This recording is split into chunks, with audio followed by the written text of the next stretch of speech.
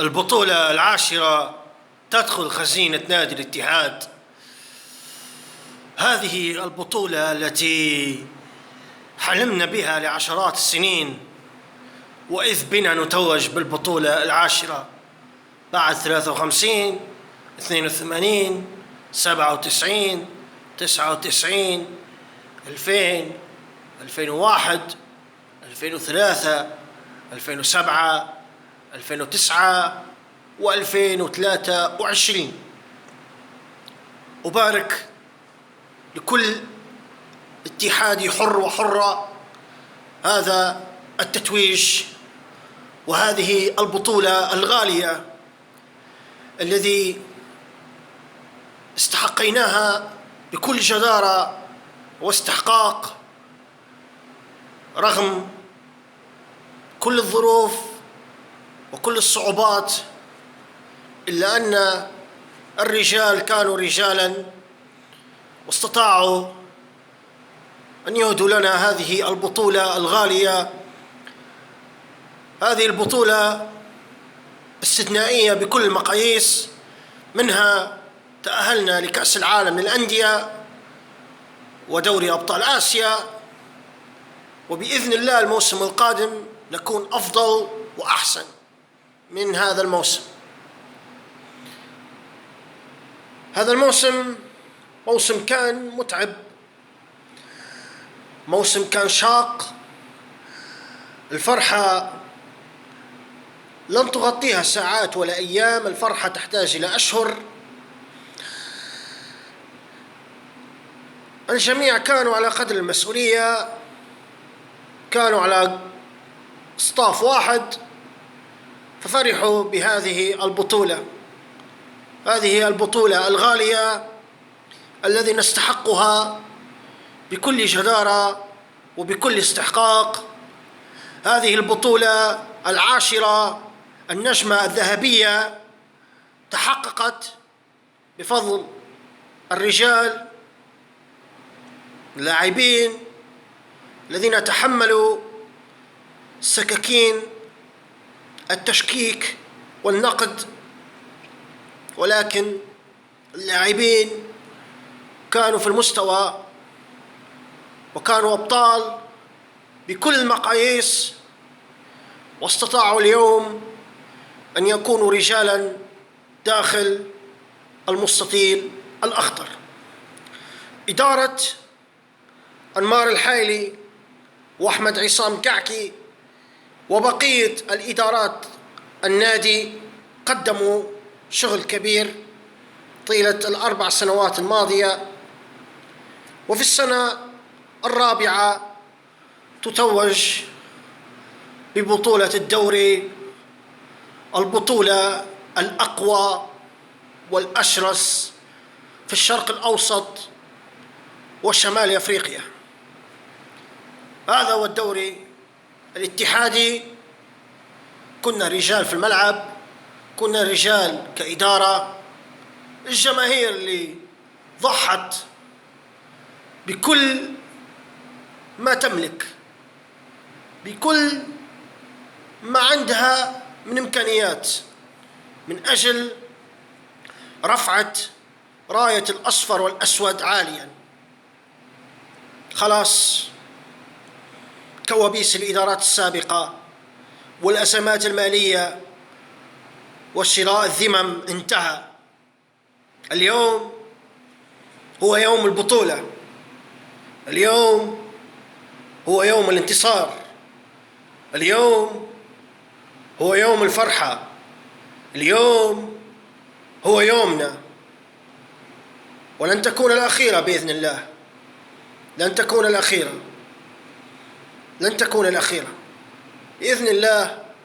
أمامنا استحقاقات قادمة، ولكن علينا أن نفرح، علينا أن نزغرط، علينا أن نغني، علينا أن نرقص لهذا التاج العاشر، البطولة العاشرة الذي حققناها عن جدارة واستحقاق بشهادة جميع المحللين في كل مكان. نادي اتحاد جدة العريق عانى من عواصف لم يعانيها أي نادي من قبل، ومع ذلك خرج بسلام إلى أن ظفر بالتاج الغالي، ظفر بالبطولة العاشرة، ظفر بأغلى تاج وبأغلى بطولة. هذه فرحة مدينة جدة اللي حرمت لسنوات طويلة بأيدينا وليس بيد منافسينا. اتحاد وقت الشدائد يظهر معادنا، وقت الشدائد تظهر رجالاته. هؤلاء الرجال أنمار الحايلي ومن معاه والمدرب واللاعبين والجماهير، هؤلاء يستحقون الفرحة، هؤلاء يستحقون الانتصار، هؤلاء يستحقون البطولات الكبرى، هؤلاء يستحقون أن يروا الاتحاد في وضعه الطبيعي. نادي الاتحاد الذي كان يوما ما زعيم الكرة السعودية، نادي الاتحاد الذي كان يوما ما سيد آسيا، نادي الاتحاد الذي كان يوما ما أرقامه تحكي عنه، نادي الاتحاد كان يوما ما يتصدر الأولويات لنفسه، والحمد لله توجنا بأغلى بطولة، البطولة العاشرة، وبإذن الله لن تكون الأخيرة، لن تكون الأخيرة. الصبر طال وكسرت الجمود، كسرت العقد، كسرت الحجر، تكسرت الحجر الأسود الذي كنا نضع رأسنا فيه فتحول إلى ذهب. شبابنا كانوا رجال وكانوا أبطال وفرحونا، وبإذن الله لن تكون الأخيرة. بإذن الله سنواصل العمل من أجل حصد المزيد من الإنجازات وعودة الاتحاد المرعب إلى وضعه الطبيعي على الصعيد القاري والمحلي والعالمي إن شاء الله. أبارك مرة أخرى لكل الاتحاديين شرقا وغربا وشمالا وجنوبا لكل أنحاء العالم، لأن الاتحاد شعبيته طاغت على مستوى العالم. أبارك لكل الاتحاديين الشرفاء الذين أعادوا هيبة نادي الاتحاد إلى وضعه الطبيعي. أبارك للجماهير التي ضحت من أجل هذا النادي، ضحت بوقود يومها من أجل أن ترى الاتحاد منتصرا فخورا. أبارك للاعبين فردا فردا، من اللاعبين الشباب، من اللاعبين الخبرة، من المحترفين، كذلك الجهاز الفني الذي كان على قدر المسؤولية واستطاع إعادة نادي الاتحاد إلى وضعه الطبيعي.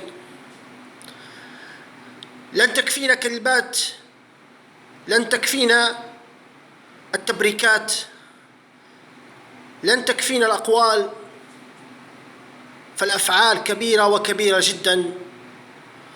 والاتحاد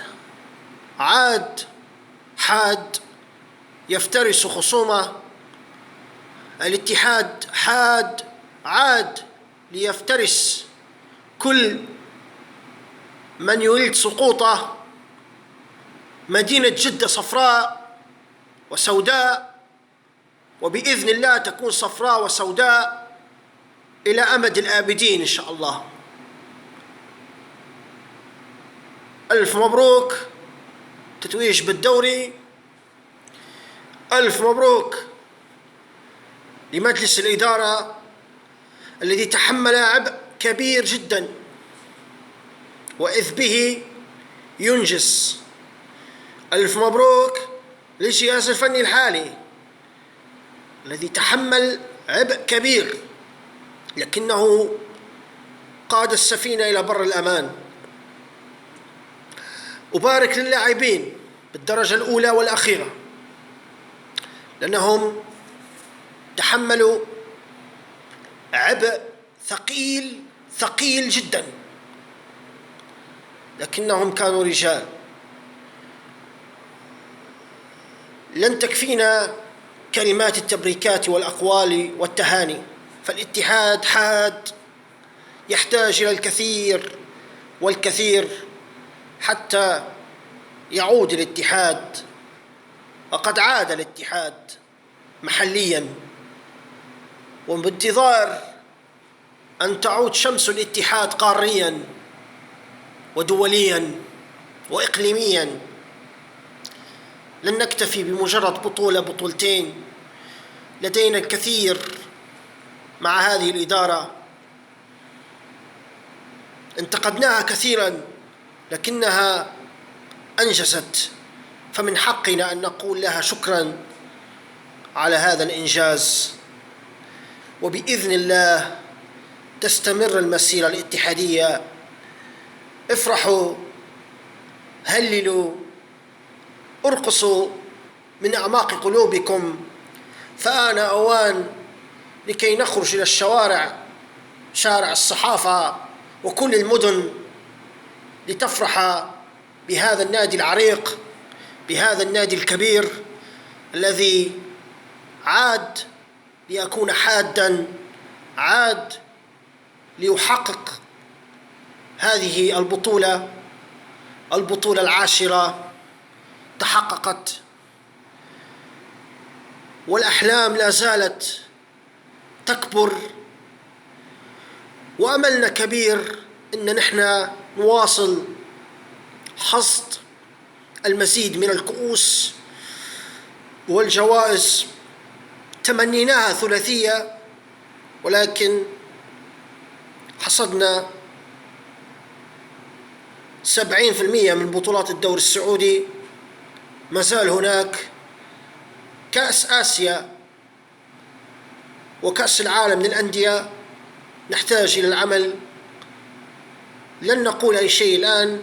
افرحوا، هللوا، ارقصوا، غنوا، ارفعوا علم النادي عاليا خفاقا ليكون الاتحاد شامخا بكل عصوره.